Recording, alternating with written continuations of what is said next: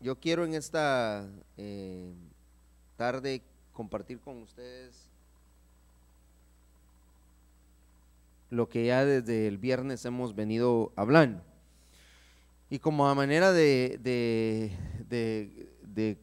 introducción, yo quiero plantearle un poco de lo que el viernes compartimos. Usted se recuerda que hablamos acerca de lo que los levitas representaban para el pueblo de Israel. Ellos estaban acampaban alrededor del tabernáculo porque servían como protección, como escudo, para que la ira del Señor no cayera sobre el pueblo. Y es interesante cuando nosotros empezamos a descubrir algunas cosas con respecto a ellos. Lo cierto es que entonces de los hijos de Leví habían tres. Los hijos de Leví estaba Gersón, estaba Coat y estaba Merari. Entonces vemos nosotros que a cada uno de ellos se les entregó un oficio, se les dio una responsabilidad, se les enseñó qué era lo que debían de hacer, cómo lo debían de hacer, y todo eso para nosotros ha sido y es una lección. Hablar del tabernáculo, nosotros sabemos que ahora no tenemos un tabernáculo terrenal, pero tenemos un tabernáculo espiritual. Nuestro espíritu, nuestro mismo cuerpo es un tabernáculo, es un templo en el cual nosotros debemos de ir viendo las cosas como se han estado presentando. Cuando hablábamos acerca del trabajo y la responsabilidad de los meraritas, que fue lo que tratamos el día viernes, vemos que les tocó a ellos algo que tal vez no tendría ningún significado, que tal vez no representaba mucho. Lo cierto era que tenían un trabajo, a andar tomando las tablas, andar llevando las columnas, las estacas, las cortinas, todo lo que tenía que ver con el tabernáculo, no solo en su alrededor, sino que también de las cosas que estaban dentro del tabernáculo. Vemos también que los gersonitas también les tocó a ellos que tomar las cosas que estaban en los atrios, tomar las cosas que estaban fuera. Pero lo interesante de todo esto es que cuando nosotros vemos el trabajo de los coatitas, que hablábamos respecto a esto, a ellos también les tocó que tomar las cosas sagradas. Ellos estaban encargados de las cosas sagradas de lo que allí estaban. Entonces, cuando nosotros hablamos de las cosas sagradas del tabernáculo, tenemos que entender que entre las cosas que nosotros conocemos que estaban dentro del tabernáculo, dentro de la casa de reunión, algo tan importante como lo era el arca del pacto, el arca donde estaba la presencia de Dios, eso era algo sagrado. Pero también había la mesa de los panes de la proposición, el candelero que estaba en el lugar santo, todas esas cosas que ellos estaban encargados de llevar. Entonces no solamente estaban para el servicio del templo, para el servicio del tabernáculo y de los sacerdotes, sino que también tenían una responsabilidad y ellos tenían que saber cómo llevar todas estas cosas. Entonces, si las tablas eran importantes, si las columnas eran importantes, cuánto más importante era el llevar lo que era la presencia de Dios. Entonces vemos que todo en su lugar, cada uno haciendo su tarea, cada uno haciendo lo que tenía que hacer, pero asumiendo su responsabilidad. No es nada más de decir, porque yo soy levita, porque yo soy sacerdote, voy a hacer y como caiga. No era como caía, sino que habían medidas, había una forma, una manera que Dios estableció cómo se debían de llevar las cosas. Amén. Entonces yo en esta tarde le titulé a esto el traslado del tabernáculo. ¿Quiénes eran los encargados de trasladar el tabernáculo? De lo que ya le expliqué. ¿Quiénes eran los encargados de trasladar el tabernáculo? Los levitas. Entre ellos, incluyendo todos, los de Coat, los de Merari, los de Gersón, todos estaban encargados de llevar el tabernáculo, pero cada uno en su parte específica, cada uno haciendo lo de ellos, ¿verdad? Entonces yo quiero que usted vea que no solo se trataba de agarrar las cosas y llevarlas, porque usted sabe que cuando nosotros vemos por medio de la palabra que cuando la nube se movía, era que ellos entendían que entonces el tabernáculo necesitaba ser levantado, puesto en las carretas y luego entonces salir, y donde la nube se detenía, ahí había que poner otra vez el tabernáculo. Entonces representaba un trabajo constante, porque el Señor los movía de un lugar a otro, la nube se movía y ellos constantemente tenían que estar en ese trabajo. Pero lo cierto es que no era un trabajo común y corriente, era un trabajo súper especial. Los levitas de por sí eran personas apartadas, hermano, y que el Señor tomaba, que el Señor escogía para su servicio. Entonces, aparte de que eran de la tribu que el Señor había elegido, como era la tribu de Leví, también tenían ellos, hermano, no solamente la responsabilidad, sino la bendición también de poder disfrutar de lo que el pueblo traía. Entonces, a ellos no les tocó ninguna herencia, no había paga para su trabajo, si lo pusiéramos de esa manera. Pero lo que sí recibían ellos era lo que el pueblo traía, ellos tenían derecho a tomar de lo que el pueblo traía. Esa era su herencia. Entonces ellos vivían de lo que se traía para el templo. Eso era lo que pasaba. Necesitaban ellos que trasladar las columnas y las estacas. Entonces lo que hizo Moisés es que habló al pueblo y les pidió carretas y les pidió bueyes. Y el pueblo lo tenía que traer, porque estaban los levitas necesitados de eso. Entonces se les proveía de todo. Pero no solamente entonces tenían una responsabilidad, sino que también caía sobre ellos una gran bendición. Amén.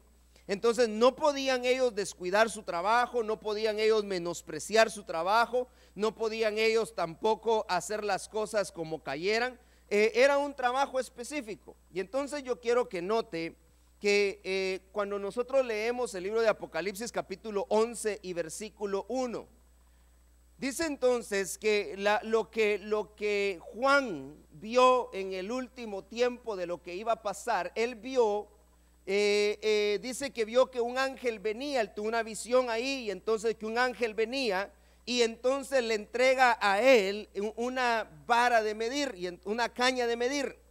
Y me fue dada una caña de medir semejante a una vara, dice.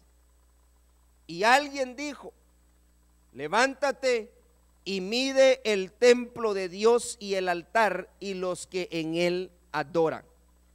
Note entonces que aquí estamos nosotros hablando de lo que en el último tiempo estará pasando dentro del templo de Dios. Entonces van a tener que ser medidos. Van a tener que tomar la vara, la caña de medir, y entonces empezar a hacer algunos ajustes.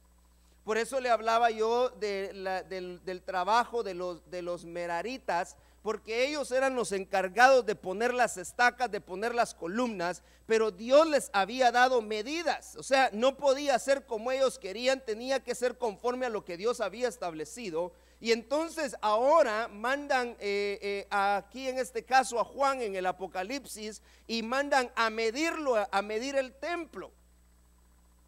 Pero nosotros sabemos que ya ahora no se habla, y nosotros podemos tomar esto en sentido espiritual, porque el templo somos nosotros. Usted es un tabernáculo, yo soy un tabernáculo, y entonces nos van a medir. Van a venir con la caña de medir para medir, y dice acá que van a medir el templo, pero también dice acá, medirán el templo de Dios y el altar y a los que en él adoran. Entonces aquí es algo muy importante que nosotros tenemos que entender, que como templo, que como tabernáculo, tenemos que empezar a dar una talla, a dar una medida.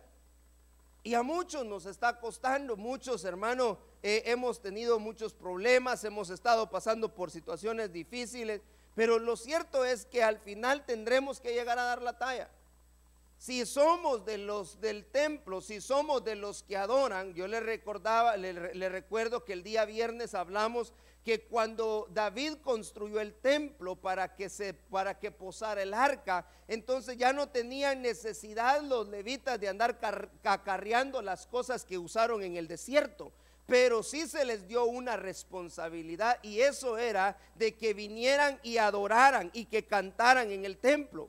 Entonces ahora no solamente van a medir el templo, sino que también van a medir la adoración. Van a estar midiendo el cántico, la alabanza de aquellos que están dentro del templo. Y es ahí donde nosotros tenemos un problema,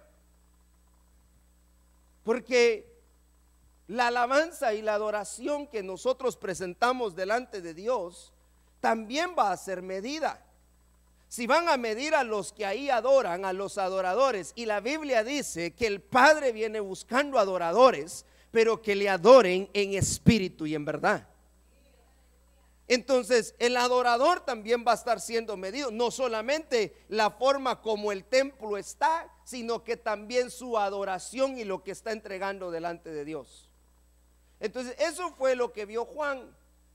Eso fue lo que él en este pasaje de Apocalipsis capítulo 11, él está narrando, y se le dio que lo escribiera, porque era necesario que nosotros ahora entendamos lo que esto representa. Pero también veo en Ezequiel capítulo 41 y versículo 1, dice acá: me introdujo luego en el santuario. Aquí él estaba teniendo también una revelación, este hombre de Dios, Ezequiel, estaba teniendo una revelación, y dice: y me introdujo luego en el santuario y midió los pilares, 6 codos de un lado y 6 codos del otro, que era el ancho del tabernáculo. Pero recuerde que aquí, antes de llegar a Ezequiel capítulo 41, en los capítulos anteriores, lo mandaron a medir la ciudad, los muros de la ciudad. Entonces empezaron primero por la ciudad, por lo que ahí estaba, pero luego ya fueron haciendo un zoom, fueron haciendo una toma ya más directa, y ahora se enfocan en lo que había en el templo. Pero aquí le están diciendo a él que midiera, y entonces dice: me introdujo luego en el santuario y midió la distancia entre las estacas, midió la distancia entre las columnas. ¿Cuánto era la distancia? Entonces nosotros notamos, hermano, que no era como ellos querían. Tenían ellos que hacerlo como Dios había dejado establecido. Habían medidas específicas. Habían medidas específicas que ellos tenían que acatar. Dios todo lo hizo perfecto. Dios todo lo hizo perfecto, hermano.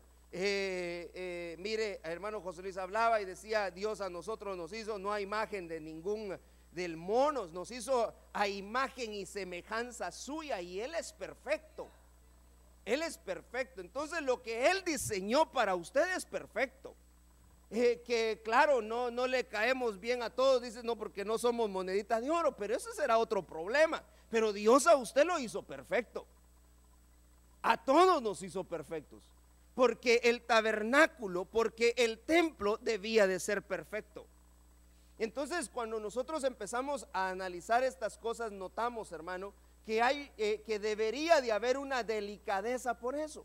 Estuvimos nosotros este tiempo, el Señor nos permitió ir a Israel, y ellos los israelitas tienen un instituto que se ha dedicado a estudiar y a recopilar todo aquello que respecta al templo y al tabernáculo que Dios le mostró a Moisés en el desierto.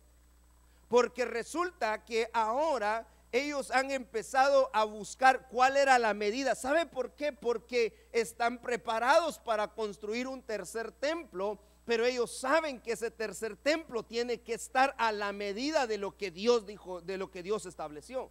Claro, no va a ser el Mesías el que va a venir a tomar posesión de ese templo, usted y yo lo sabemos, sino que será el anticristo que entonces venga a poner sus pies ahí. Pero ellos eso no lo quieren entender. Lo cierto es que ellos están estudiando. Hay gente estudiosa que está investigando y recopilando todas aquellas medidas. Entonces yo digo, si ellos tienen una preocupación por un templo terrenal, que al final ni va a ser el Mesías el que pondrá sus pies en ese lugar, cuán importante es que usted y yo entonces analicemos cómo estamos nosotros, que somos el templo de Dios, templo y morada del Espíritu Santo.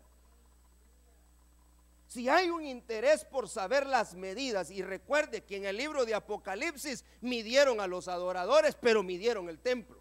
A Ezequiel le mostraron y le dijeron: ahora no solo vamos a medir la ciudad, sino que también vamos a medir el templo.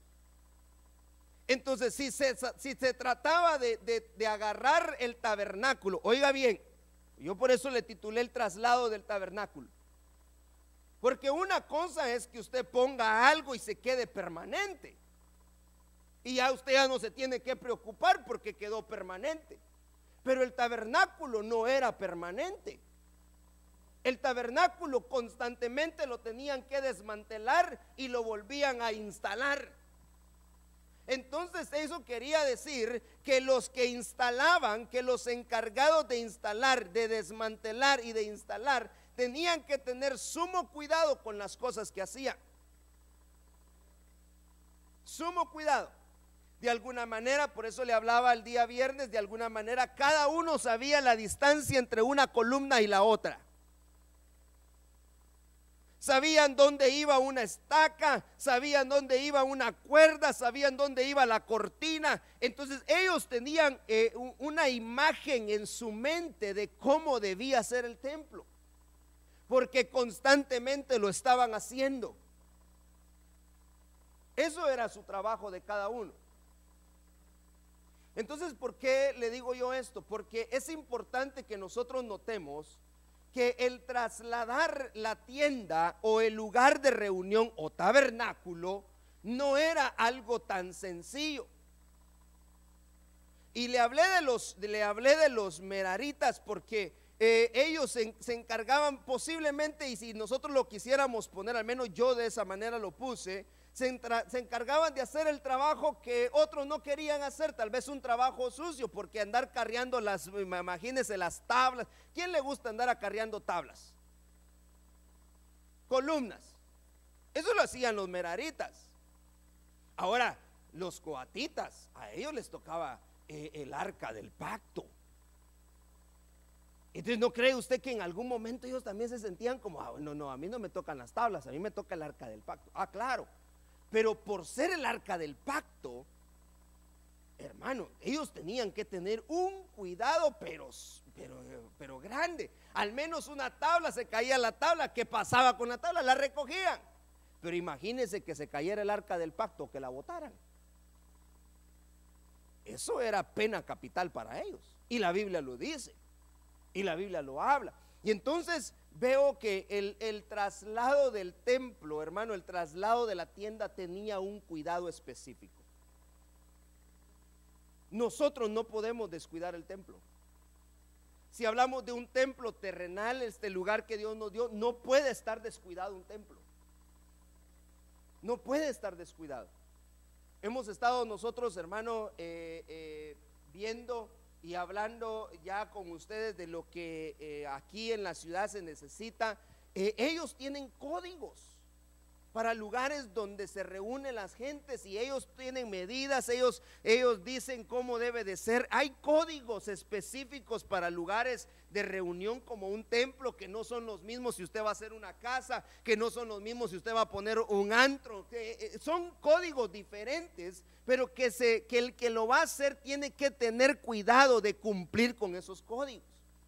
Si en el mundo, para poder hacer un lugar, una tienda, un edificio, hay códigos para poder hacerlos, cuanto más nosotros, hermanos, que somos templo y morada del Señor, tenemos que tener cuidado de guardar el código, de tener las medidas exactas. ¿Qué es lo que Dios quiere de mí? ¿Qué es lo que Dios busca de tu adoración? ¿Qué es lo que Dios quiere de ti, hermano? Bueno, entonces vea esto. Midieron el templo.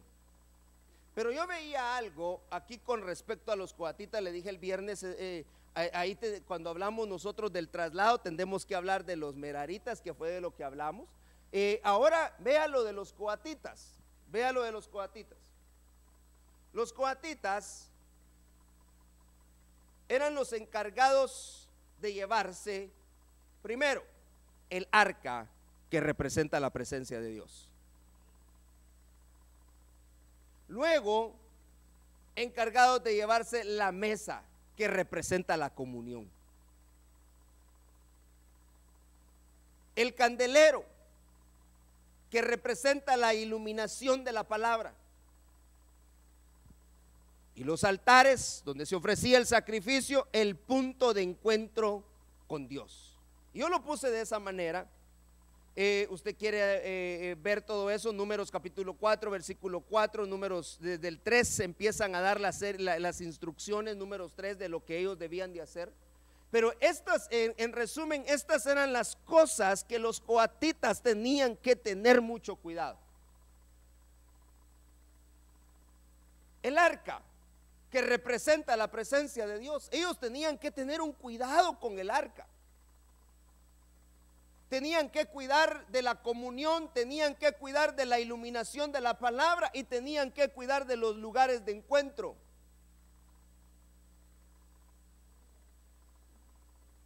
Entonces, ¿será que los coatitas de este tiempo están teniendo cuidado con estas cosas?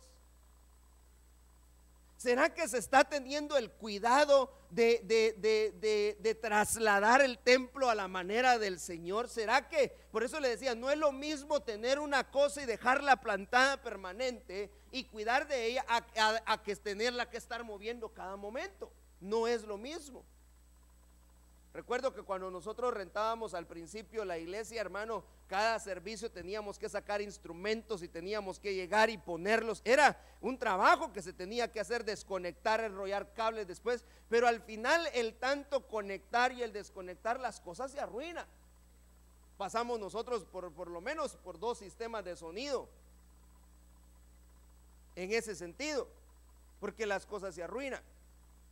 Pero había una entrega. Y ahora resulta que Dios nos da este lugar y ahora venimos y ponemos las cosas permanentes. Se ponen las cosas permanentes. Para aquel que venga ahora ya no tenga que venir a enchuflar y poner ni nada, sino que ya está todo acá. Que nos sirven para la alabanza, que nos sirven para la adoración, que nos sirven para servirle culto a Dios. Pero si lo vemos de una manera terrenal, ¿no cree que debería de haber un cuidado por eso? Si son cosas sagradas, si a los coatitas les tocó lo sagrado.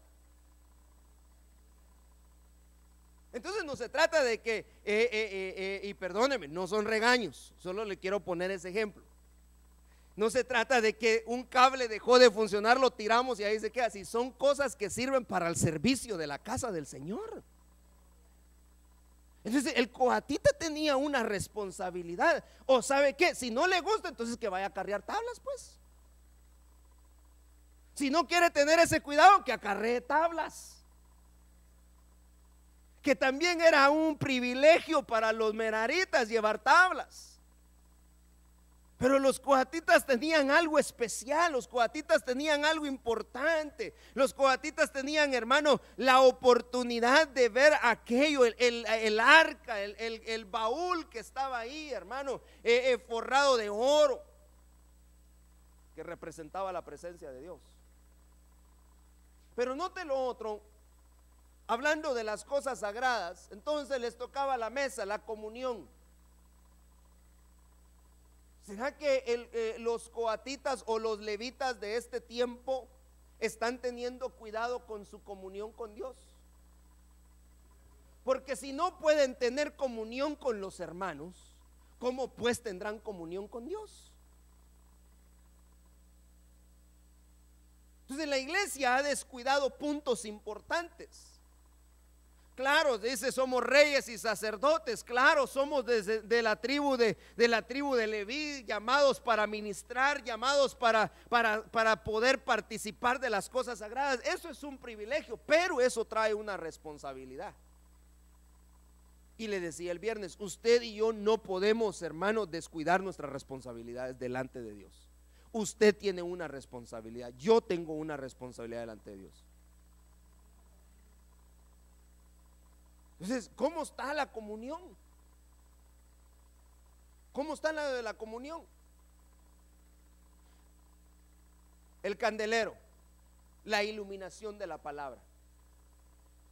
Ellos hermano, agarraban las cosas y mire lo lindo de todo esto era que tenían el privilegio de entrar a ese lugar, el privilegio de ministrar en ese lugar. Pero lo tremendo de esto era que las cosas que ellos veían en el lugar santo y en el lugar santísimo, los veían en vivo y a todo color, no les contaba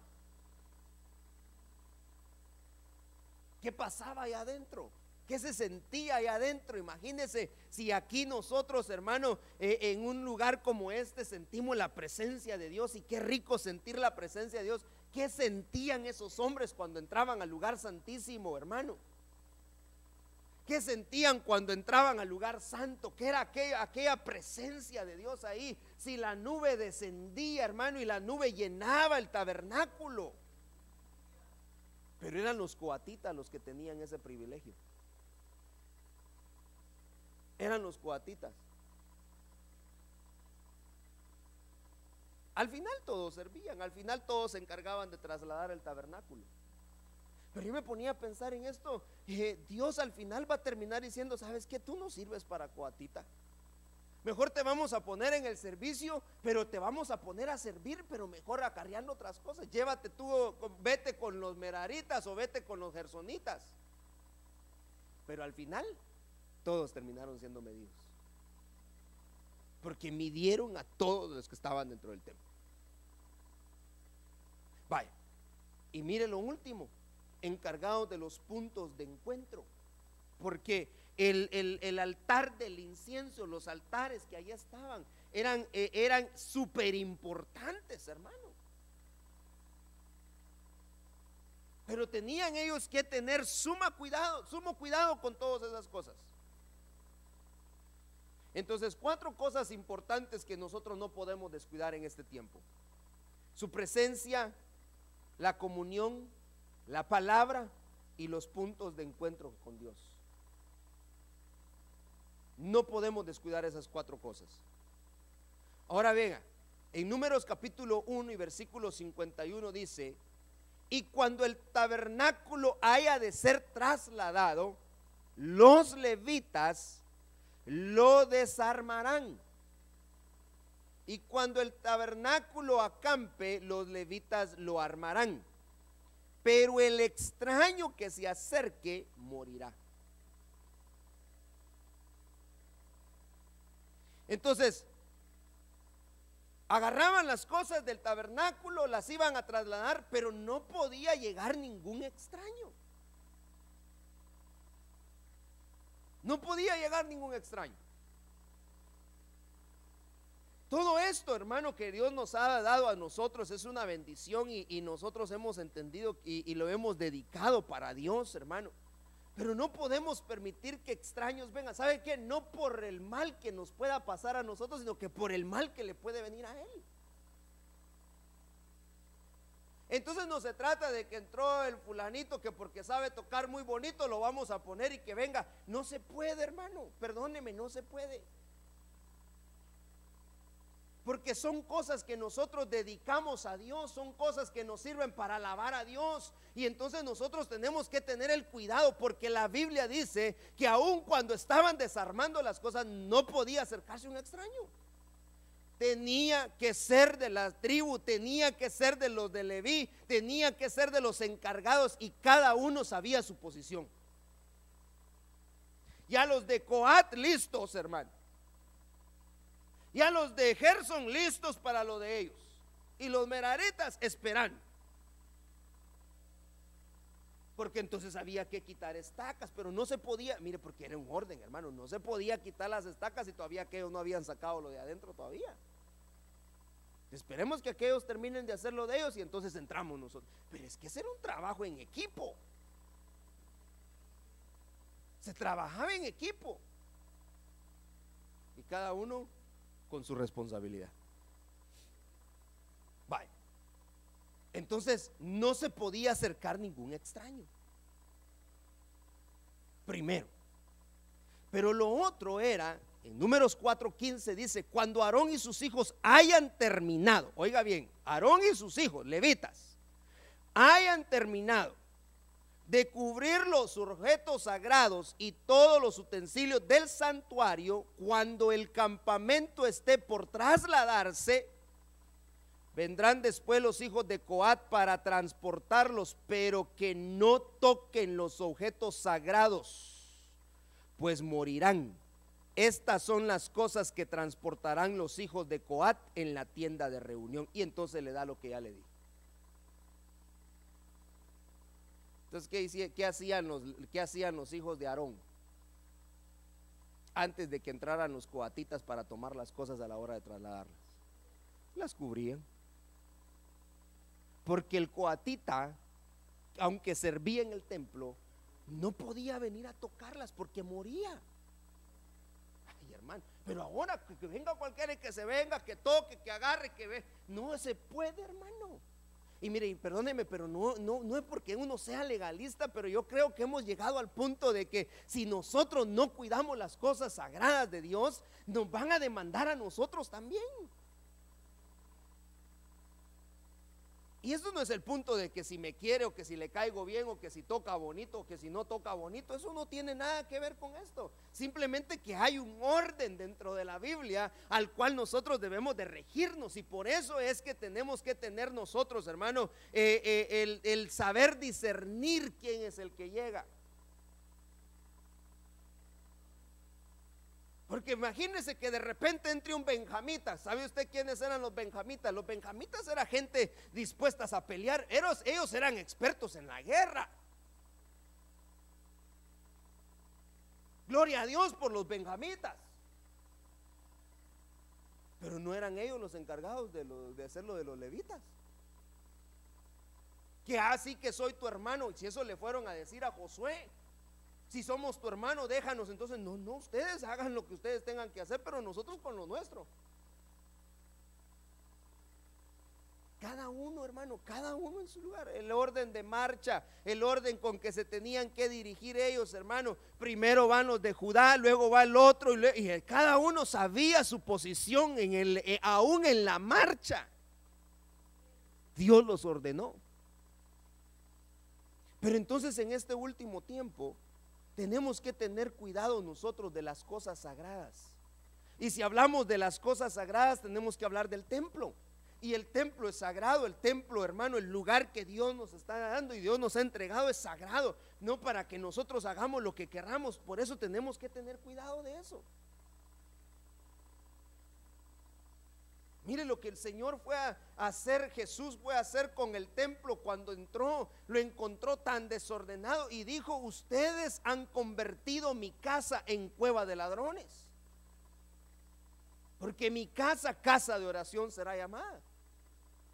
Porque él tenía un celo por la casa de Dios. Y hablábamos del celo de la casa, hermano, y ese es el cuidado que hoy tenemos que tener. Pero usted debe de saber entonces cuál es su responsabilidad. La iglesia debe de saber para qué lo llamaron, qué es lo que debe de estar haciendo, y haga lo suyo, hágalo bien hecho.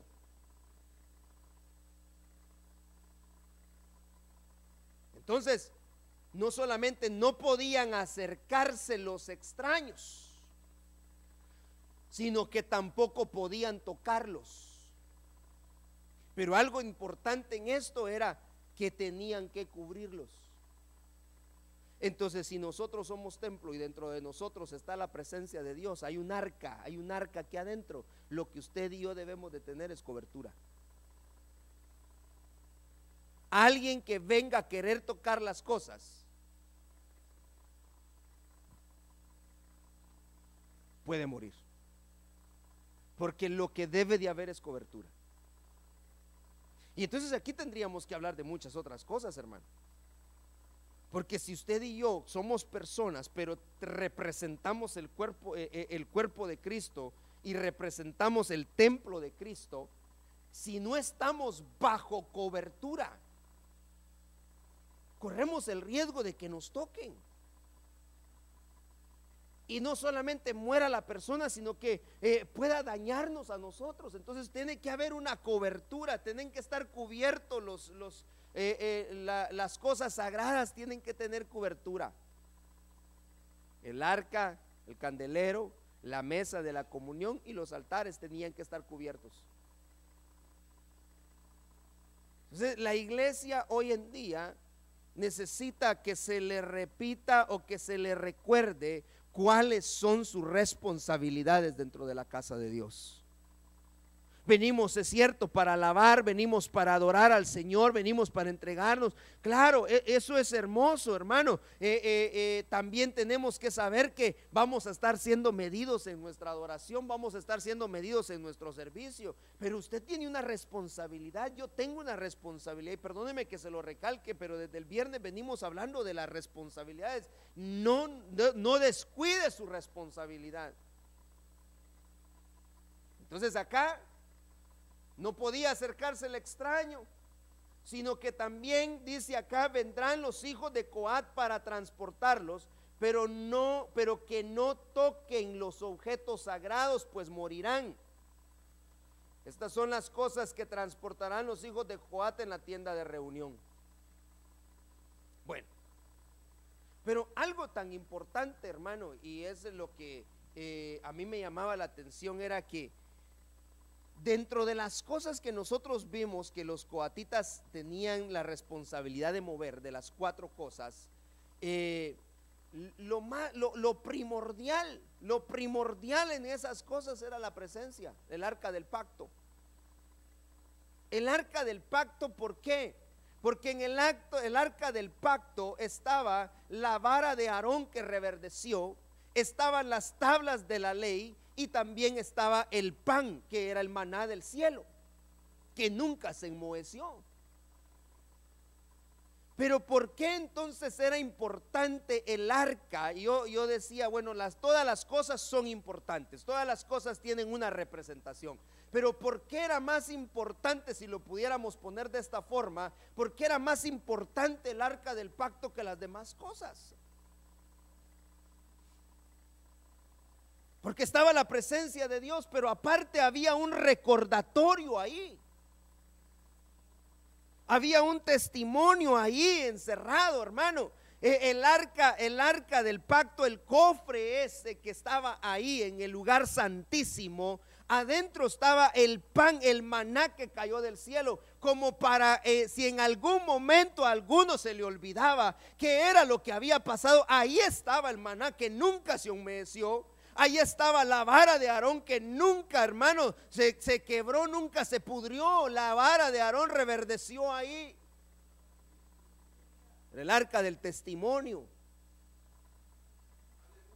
Y todo eso tiene una representación. Las tablas de la ley, la instrucción, la palabra, que son importantes para nosotros en este tiempo.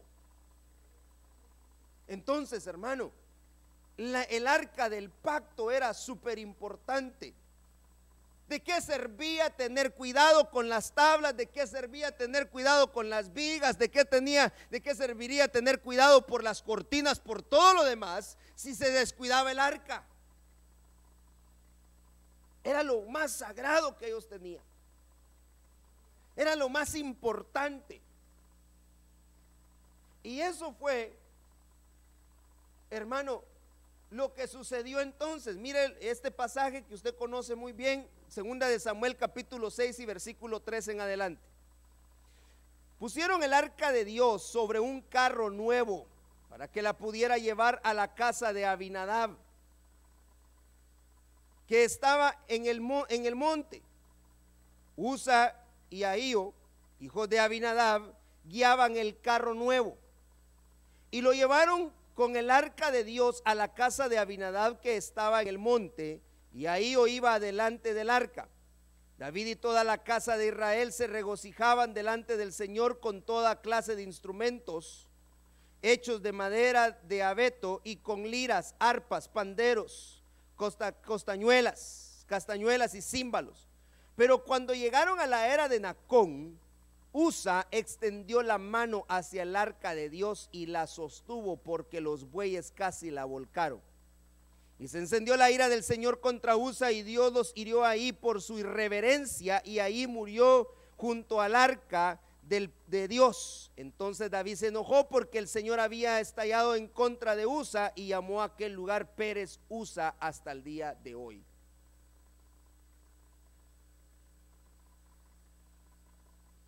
Pero entonces sabe que y esto era lo que nosotros ya hemos, bueno, usted ya lo conoce. Pero cuando habla de la irreverencia, ahí dice que por irreverente Usa.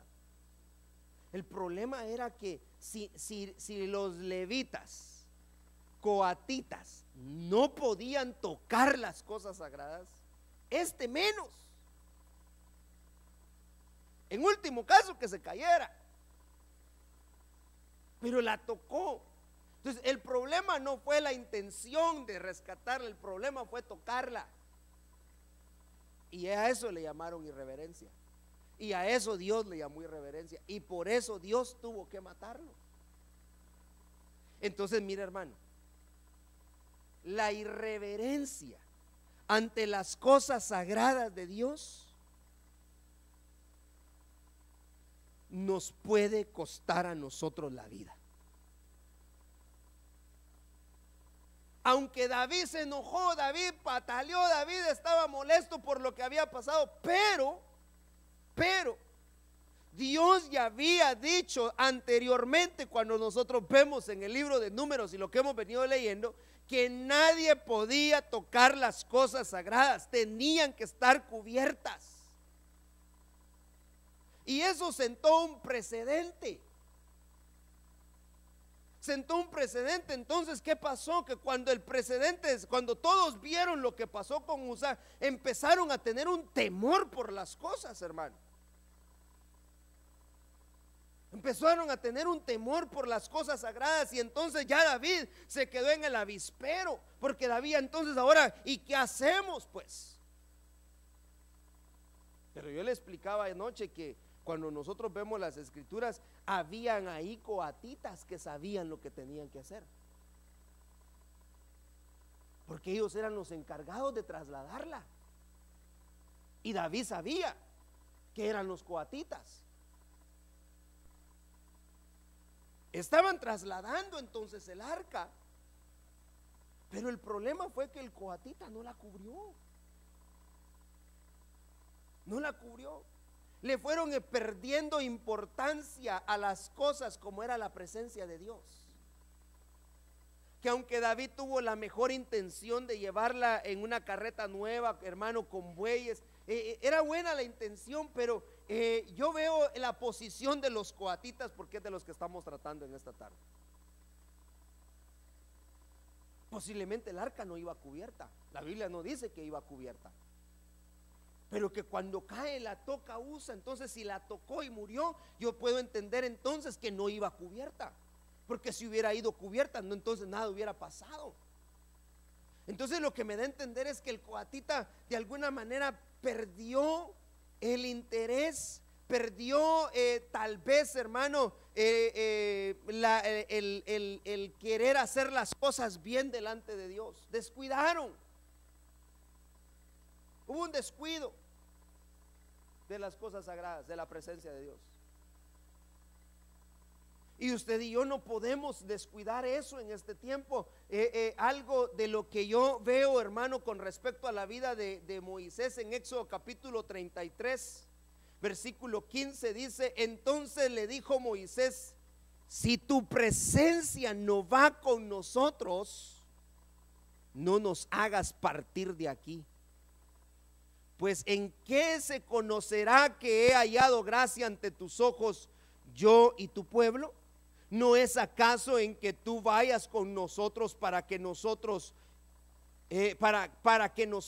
yo y tu pueblo, nos distingamos de todos los demás pueblos que están sobre la faz de la tierra?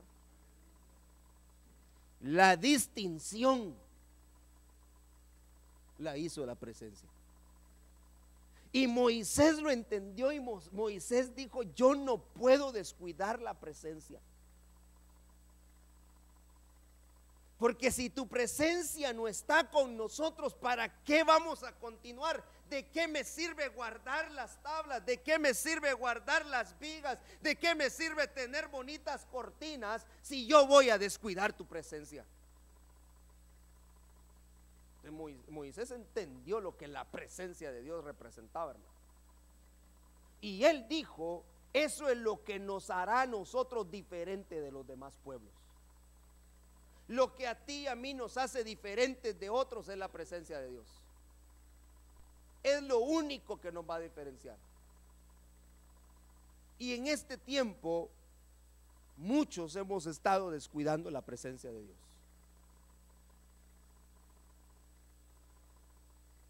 Son cosas sagradas. Son cosas importantes. Se tenía que trasladar entonces el tabernáculo, había que trasladarlo, pero no podemos nosotros descuidar tu presencia. Si tu presencia no va, ¿de qué nos sirve llevar todo lo demás? ¿De qué sirve un esfuerzo? ¿De qué sirve entonces todo lo que hacemos? ¿De qué sirve si tu presencia no va a estar con nosotros?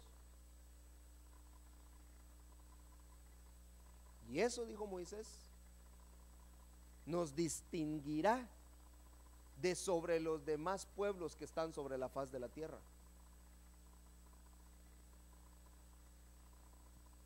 Entonces, hermano, es muy importante que nosotros en este tiempo sepamos qué es lo que estamos haciendo con la presencia de Dios. Otro pasaje, usted lo puede ver en Primera de Reyes capítulo 17 versículo 1. Me quedó mal esto ahí, pero usted trajo su Biblia. Dice entonces Elías Tisbita, que era de los moradores de Galaad, lo mandaron frente a Acab, y él viene a hablar, y él habla y dice que no caería lluvia ni rocío sobre la tierra, hermano, y dio un decreto. Pero cuando él lo dio porque él sabía que el Señor estaba con él. Él no podía hablar, Elías entendía que él no podía dar una palabra si la presencia de Dios no estaba ahí. Si usted me ayuda tal vez y leemos Primera de Reyes capítulo 17 versículo 1. Porque lo veo muy callado a usted ya.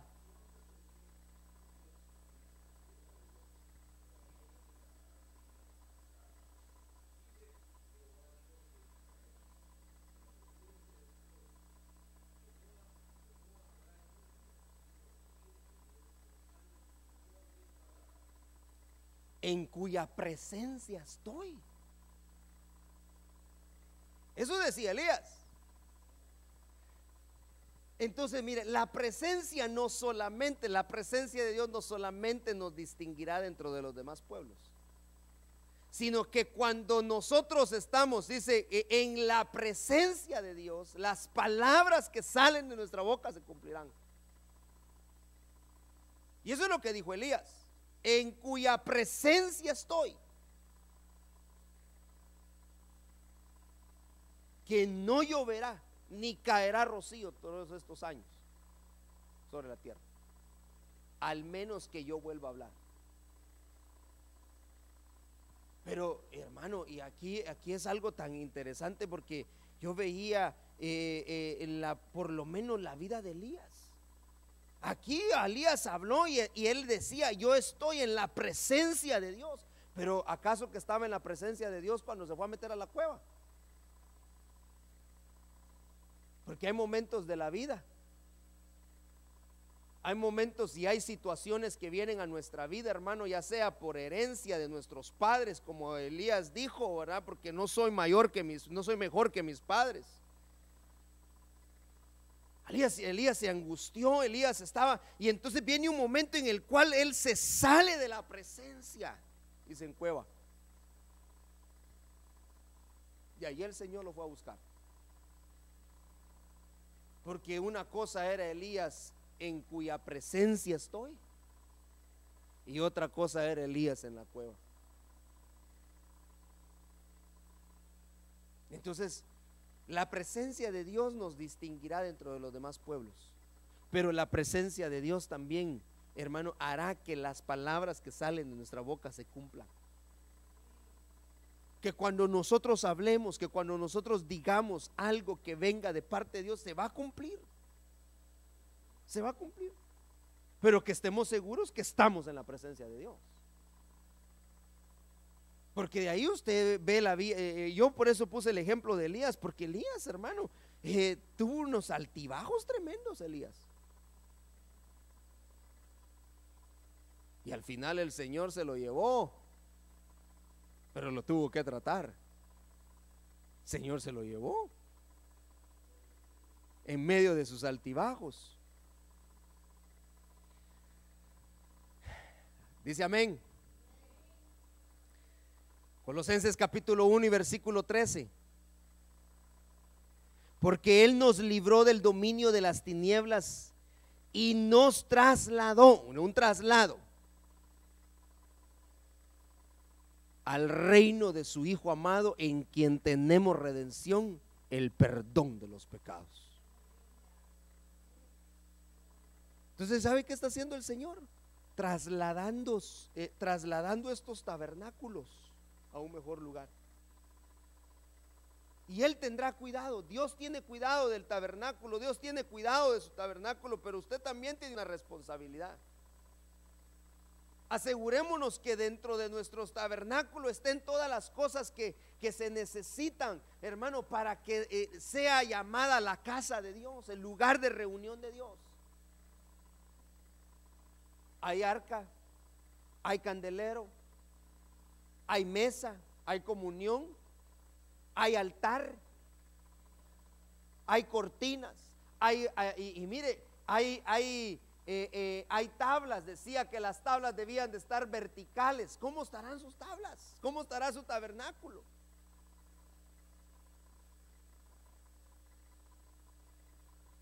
Entonces viene el Señor y dice que enviando a su Hijo a la cruz del Calvario, hizo que nosotros fuéramos trasladados del dominio de las tinieblas y fuimos trasladados al reino de su Hijo, en quien tenemos redención por el perdón de los pecados. Ese es el trabajo que hizo la sangre del Cordero, hermano. Ese es el trabajo que hizo Dios, enviando a su Hijo a morir en la cruz del Calvario. Pero Hechos capítulo 15 y versículo 14 dice: Simón ha relatado como Dios al principio tuvo a bien tomar de entre los gentiles a un pueblo para su nombre. Que está hablando Simón Pedro. Y en esto concuerdan las palabras del profeta, tal como está escrito: después de esto volveré y reedificaré el tabernáculo de David que ha caído. Reedificaré sus ruinas y lo levantaré de nuevo, para que el resto de los hombres busquen al Señor, y todos los gentiles que son llamados por mi nombre, dice el Señor, que hace saber todo esto desde tiempos antiguos. Entonces el Señor vendrá restaurando tabernáculos. ¿Y por qué el tabernáculo de David? Porque entonces ahí habrán los adoradores, porque usted se recuerda que hablábamos el viernes que cuando ya no hubo más un lugar temporal para que la presencia de Dios morara, entonces los levitas, entre ellos los coatitas, los meraritas, los gersonitas, todos ellos se dedicaron a que por turnos entraran a adorar. Nosotros hemos hablado del tabernáculo de David como la adoración, como la alabanza que tendrá que ser restaurada. Pero eso lo tienen que saber hacer los gersonitas, eso lo tienen que saberlo hacer los coatitas, eso lo tienen que hacer, todos los levitas tienen que saber hacer eso. Pero entonces empezará el Señor a hacer una restauración de tabernáculos, a restaurar los tabernáculos, para que los hombres vean, dice, para que el resto de los hombres busquen al Señor. Hermano, y eso fue lo que el Señor prometió desde tiempos antiguos, y lo que el Señor prometió, el Señor lo cumplirá. Y hermano, y aquí estaba Pedro hablando de lo que los profetas habían hablado del tabernáculo de David.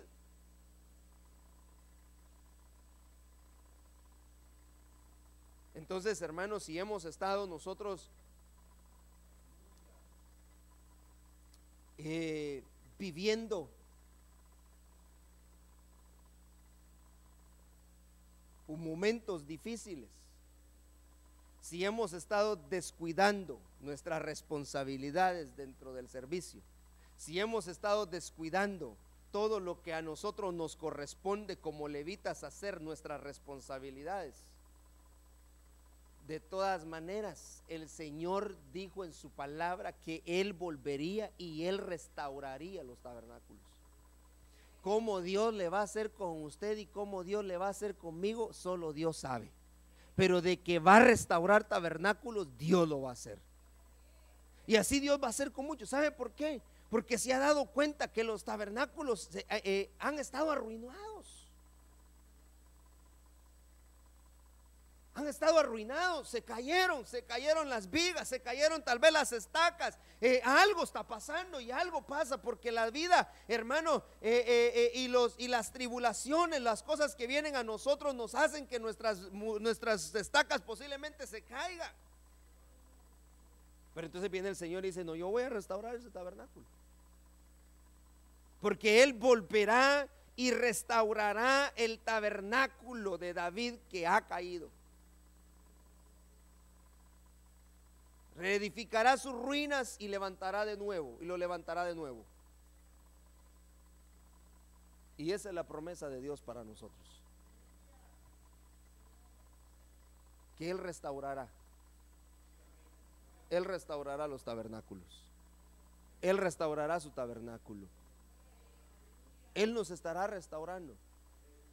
¿Cómo Dios le va a hacer, hermano? Yo no sé, pero yo sé que hay imperfecciones, que hay defectos, que tenemos limitaciones, que muchas cosas nos hacen falta. Y eso es a causa de que en algún momento quisimos nosotros hacer el tabernáculo y no nos fijamos en las medidas, y tal vez dejamos brechas. Tal vez dejamos algo abierto, se nos olvidó poner una estaca, se nos olvidó poner una viga, algo pasó, y entonces las cosas como que nuestro tabernáculo, que mire, gracias a la misericordia de Dios todavía se sostiene. Pero vendrá el Señor y va a empezar, hermano, a agarrar estaca por estaca y a medir. Eso le mostró el Señor a Juan con respecto a las medidas del templo, y eso le mostró el Señor a Ezequiel también que iban a hacer. No solamente van a empezar a medir la ciudad, sino que van a medir también el templo, sus columnas, todo lo que está allá adentro, porque todo debe de estar perfecto. Y el Señor estará perfeccionándonos, y el que empezó la buena obra la perfeccionará en nosotros. Él la perfeccionará. Porque hay problemas, porque hay defectos. Amén y amén. Póngase de pie y déjeme orar y bendecirlo en esta tarde. Quería terminar esto porque empezamos desde el viernes hablando de los meraritas. Faltaron los de Gerson, pero en algún momento lo vamos a compartir. Pero es importante que nosotros veamos y sepamos cuáles son nuestras responsabilidades. La iglesia no debe de obviar sus responsabilidades. El viernes decía, no es solamente trabajo del líder, del ministro, sino que es trabajo de todos. Este es un trabajo de equipo, y cada uno haciendo lo que le corresponde, para que lleguemos a la perfección. Dios nos llevará a la perfección. Él vendrá restaurando, Él vendrá componiendo las vigas, Él vendrá componiendo las estacas, las columnas, las bases. Él las va a empezar a reforzar. Él va a empezar a tratar con cada uno de diferente manera. Pero nosotros debemos asumir nuestra responsabilidad delante de Dios. Oramos al Señor y le damos gracias por su palabra. Gracias, Señor. Te damos en esta tarde por la bendición que nos das de poder compartir, Señor, tu palabra. Gracias, Señor, por cada uno de mis hermanos. Gracias, Señor, porque tú nos hablas a tiempo y fuera de tiempo, Señor. Sabemos, Señor, que hay cosas que necesitan ser perfeccionadas en nosotros. Hay cosas, Señor, que necesitan ser trabajadas en nosotros, y que nosotros de nosotros mismos no podemos, Señor. Perdona, Señor, nuestra ignorancia muchas veces, Señor. Perdona que en algún momento hemos querido hacer las cosas como caigan, descuidando de esa manera el tabernáculo, nuestro tabernáculo, Señor. Permitiendo, Señor, que hayan brechas, que se abran caminos, Señor, donde el enemigo pueda entrar. Perdónanos, Padre Celestial.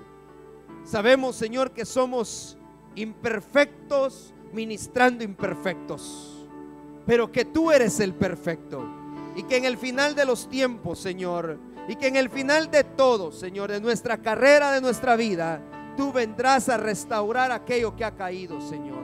Tú vendrás trayendo, Señor, restauración a los tabernáculos, en el nombre poderoso de Jesús. Gracias, Señor, te damos por tu palabra. Gracias, Señor, por la bendición que nos das, Señor, de poder estar, Señor, escuchando tu palabra. Gracias, Señor, porque de una u otra manera tú hablas a nuestras vidas, Señor, y tú envías, Señor, tu palabra a tiempo y fuera de tiempo. Gracias, amado Dios, te damos en el nombre de Jesús. Gracias, Señor. Amén y amén. Gracias, Señor, gracias. Dele una ofrenda de palmas al Señor.